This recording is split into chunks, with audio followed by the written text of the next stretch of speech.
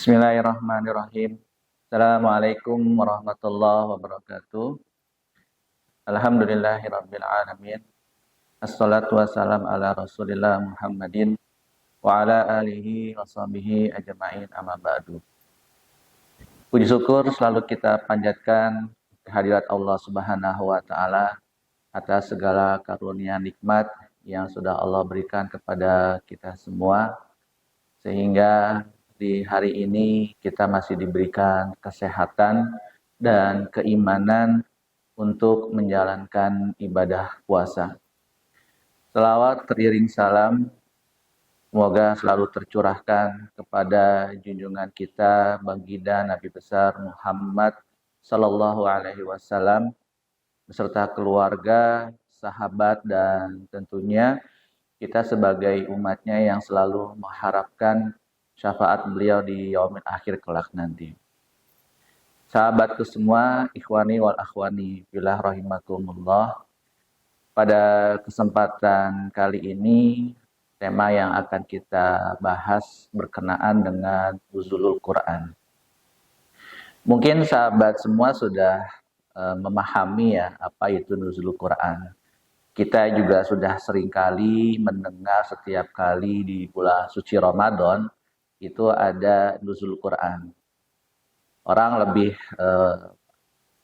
percaya atau orang lebih mengetahuinya terkait dengan nuzul Quran itu adalah diturunkannya Al-Quran.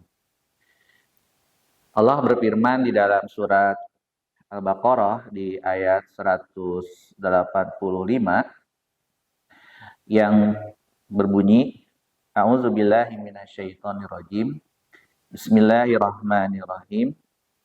Syahrul Ramadan alladzi unzila fihi al-Qur'anu hudan lin-nasi wa bayyinatin minal huda wal furqan. Al-ayah. Di ayat 185 ini Allah berfirman, bulan Ramadan adalah bulan yang di dalamnya diturunkan Al-Qur'an sebagai petunjuk bagi manusia dan penjelasan-penjelasan mengenai petunjuk itu dan pembeda antara yang benar dan yang batil.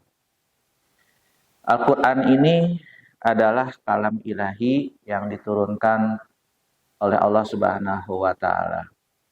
Di surah yang lain Allah juga berfirman di dalam surat Al-Qadar yang mungkin di pertengahan Ramadan di tiap-tiap masjid hampir membaca surat Al-Qadar ini. Di ayat pertama yang berbunyi, Inna anzalnahu fi lailatul qadar. Sesungguhnya kami telah menurunkannya Al-Quran pada malam Qadar. Banyak yang mengatakan bahwasanya Al-Quran itu diturunkan di tanggal 17 Ramadan. Ya, sebagian ulama menyatakan sebagian itu, namun sebagian besar jumhur ulama sebenarnya mengatakan kalau kita melihat atau menegaskan di surat Al-Qadar ayat pertama bahwasanya Allah menurunkan Al-Quran ini di malam Al-Qadar. Nah, kalau kita lihat malam Al-Qadar itu adalah di 10 hari terakhir di bulan Ramadan.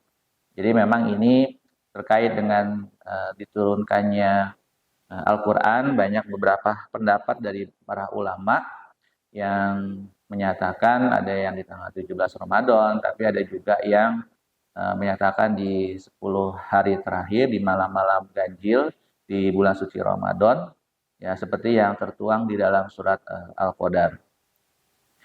Sahabatku sekalian, Al-Quran adalah petunjuk yang Allah berikan untuk semua manusia, khususnya ditujukan kepada orang-orang yang beriman.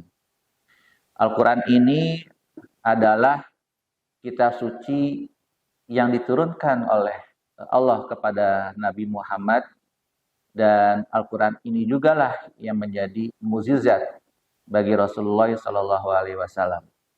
Al-Quran menyempurnakan kitab-kitab sebelumnya. Seperti kita ketahui ada kitab Taurat yang diturunkan kepada Nabi Musa alaihissalam.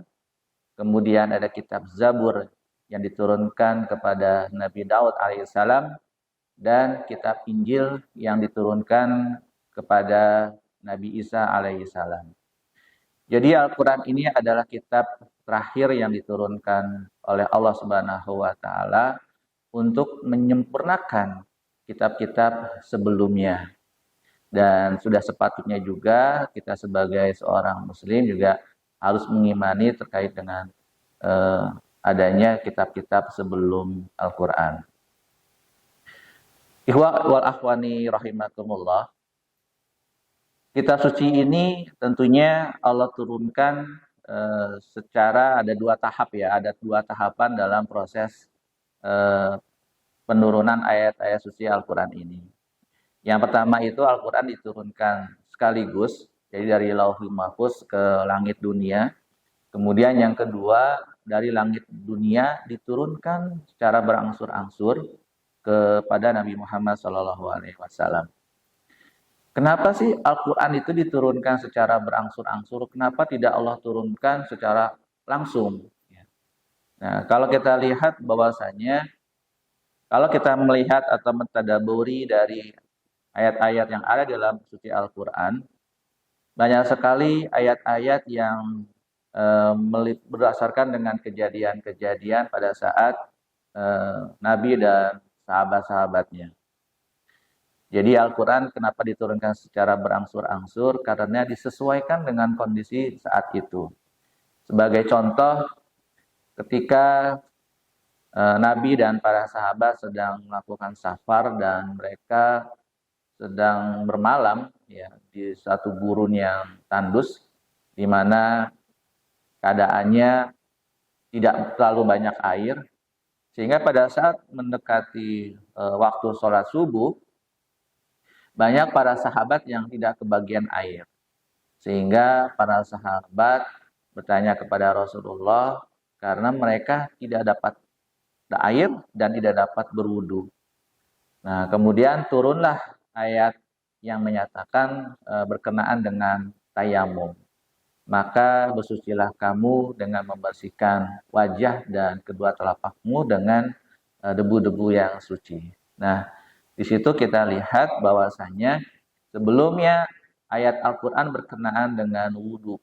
Tapi ketika saat itu terjadi kondisi air yang tidak ditemukan oleh para sahabat, di mana para sahabat menghadapi kebingungan bagaimana harus mensucikan diri, maka turunlah ayat ini. Ayat berkenaan dengan tayamum. Sahabatku semua, Al-Quran adalah sebagai petunjuk atau menjadi pedoman hidup buat kita semua. Ini adalah menjadi pegangan hidup buat kita. Karena yang menyelamatkan kita nanti di akhirat kelak adalah Al-Quran. Al-Quran ini berisi berbagai macam permasalahan yang dihadapi oleh seluruh manusia. Di sini Al-Quran menjawab semua terkait dengan permasalahan, terkait dengan pilihan-pilihan, ataupun mungkin ibroh-ibroh atau pelajaran-pelajaran yang dapat kita ambil dalam menghiasi kehidupan kita di muka bumi ini. Sehingga sudah sepatutnya lah kita sebagai seorang muslim, seorang mukmin dan seorang yang mengaku beriman dan bertakwa kepada Allah, sudah sepatutnya lah kita harus sering-sering berinteraksi dengan Al-Quran. Karena apa? Karena mukjizat Al-Quran ini, ya, Al-Quran yang diturunkan kepada Nabi Muhammad untuk disampaikan kepada seluruh umatnya dan merupakan mukjizat bagi Nabi Muhammad, ini adalah nanti yang bisa menyelamatkan kita di yaumil akhir kelak. Karena siapa lagi yang bisa menyelamatkan kita? Karena apalagi di bulan Ramadan ini, setiap huruf yang kita baca itu dilipat gandakan pahalanya. Jadi sayang sekali kalau misalnya sahabatku semua menyia-nyiakan di bulan suci Ramadan ini ya dengan meninggalkan bacaan Al-Quran. Mungkin selama ini kita hanya bisa baca satu lembar. Ya, di bulan suci Ramadan ini, mari kita tingkatkan dengan intensitas bacaan kita. Ketika bacaan kita sudah naik level, Lanjut lagi ke level berikutnya, yaitu bagaimana kita bisa mentadaburinya. Kita bisa membaca arti dari ayat-ayat yang kita baca.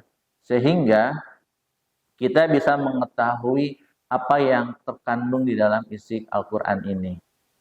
Ya, jadi sekaligus kita bisa melihat asbabul nuzul dari ayat-ayat ini. Karena ayat-ayat ini turun, ya, itu pasti ada sesuatu kejadian. Sehingga kalau kita kenal itu sebagai asbabun nuzulnya ayat Quran itu turun. Saudaraku sekalian, kembali kepada Al-Quran, bahwasanya Al-Quran jangan kita jadikan sebagai bacaan belaka. Terkadang ya di rumah kita Al-Quran hanya sebagai hiasan di rak-rak buku. Dia tersimpan rapi di rak-rak buku bersama dengan buku-buku bacaan yang lainnya. Sebisa mungkin janganlah Al-Quran itu hanya menjadi sebagai hiasan belaka atau hanya menjadi hiasan-hiasan di almari buku kita. Tapi jadikanlah itu Al-Quran sebagai bacaan kita sehari-hari. Bacaan kita setiap waktu setelah habis selesai sholat. Atau ketika kita sedang gundah gulana menghadapi berbagai masalah, maka bacalah Al-Quran. Karena dengan kita membaca Al-Quran, maka kita akan menjadi tenang. Karena petunjuk-petunjuk kita untuk selamat dari dunia ini ada di dalam Al-Quran. Jangan sampai ketika kita ingin memiliki satu barang, kita pastinya akan mendapatkan buku petunjuk. Ketika kita akan memakai barang tersebut, tentunya kita akan membaca buku petunjuk tersebut sebelum kita memakai barang itu. Karena apa?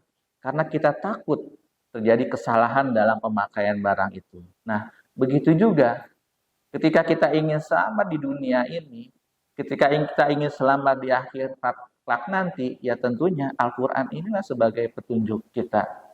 Ya, jadi sebagai penutup, mari kita jadikan Ramadan tahun ini menjadi Ramadan yang berarti bagi kita.